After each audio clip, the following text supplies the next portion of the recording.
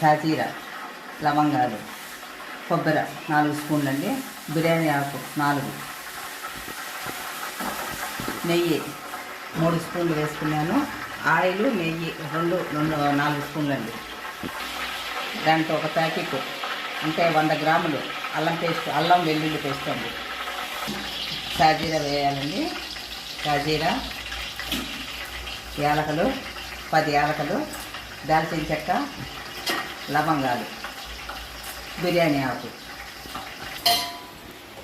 అల్లం పేస్టు అన్నీ కలర్గా వేగినాక ఎర్రగడ్డ పేస్టు, అల్లం, పుదీనా, కొత్తిమీర, టమాటా పేస్టు 3 వేసుకోవాలండి.